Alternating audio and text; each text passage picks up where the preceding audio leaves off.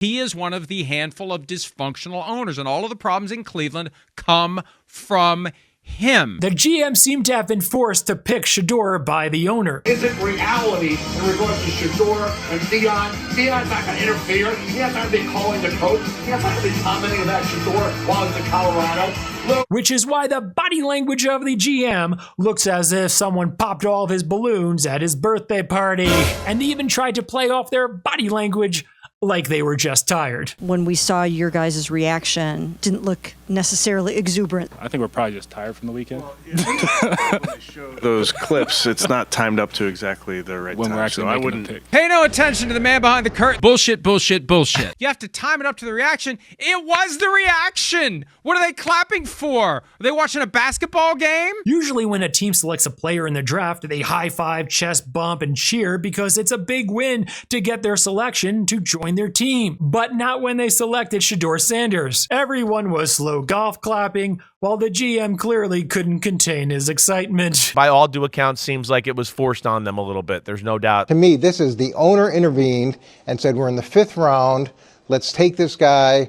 If it works out, it works out. I think that makes a lot of sense that it was the owner. Now, notice what the Browns GM says here. Really, the acquisition cost was pretty light. Imagine your boss introduces the new employee to you as, meet Sam. His acquisition cost was pretty light, so we hired him.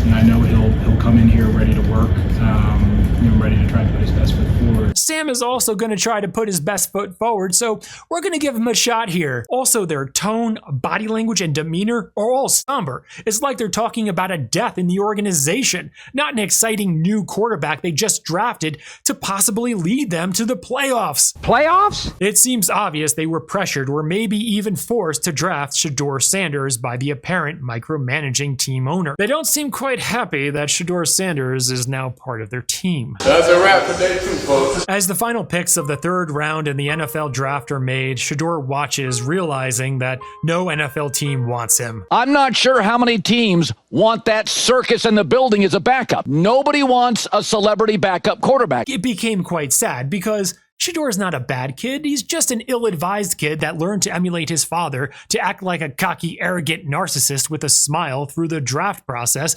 because it worked well for his father. It looks like you're wearing your signing bonus here. And plus we have we can see the nice primetime logo already, or what? Yeah, we got sweatsuits started, jackets started, everything. We got it going on here. Everybody got on jury.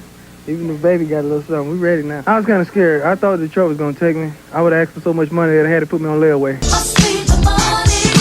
I got so much juice. My confidence offends your insecurity. He looks up to his dad. Yeah. His dad is one of the greatest players of all time. And his dad can act however he wants. Flashing lights on the dance floor. Just like great players can always act however they want, because in a business like pro sports, there's only so many of them. His son was not that, and I think that really turned people off. However, that was Deion Sanders' charm because he wasn't a quarterback. He was a corner with unmatched athleticism. Deion was a generational player who could afford to be flashy because his performance shut down any criticism. When you hear he sandbag interviews, that's what Dad did. Deion sandbag interviews. But Deion was an A+++ prospect, the best corner of all time. Psychologically, this is textbook emulation. Children often model the behavior of a dominant parent, especially when that parent is highly successful and admired. Shedeur likely thought mimicking his father's persona would get him the same results. What he didn't realize is that quarterbacks are often judged on an entirely different leadership criteria. You can't just smile, flex, and talk your way into a franchise role, especially when you're expected to be the calm, coachable leader under pressure. Finally, in the 5th round of the 2025 NFL Draft, in pick 144 overall, Shedeur Sanders was drafted by the Cleveland Orange Helmets, a team that Deion probably didn't want Shedeur to play for. The Cleveland Browns select Shedeur. However, in the 5th round, Deion apparently realized that getting drafted by any team is better than not getting drafted at all. Listen, thank you. You know what that means. Thank you.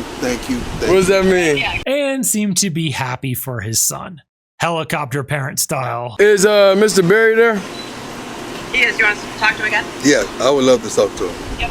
GM Barry, get used to Deion Sanders calling you every day. Clearly, Shedeur got humbled through this process, and hopefully he learned that acting like an arrogant narcissist is only cute and acceptable if you're Deion Sanders. No one, not players, coaches, managers, or owners, want to be led by an arrogant kid. I don't think we're ever going to see a draft fall like this again. We're talking about a guy who slid to the 5th round. They completely misread the room. However, Shedeur certainly didn't disappoint us. His whole draft process was legendary.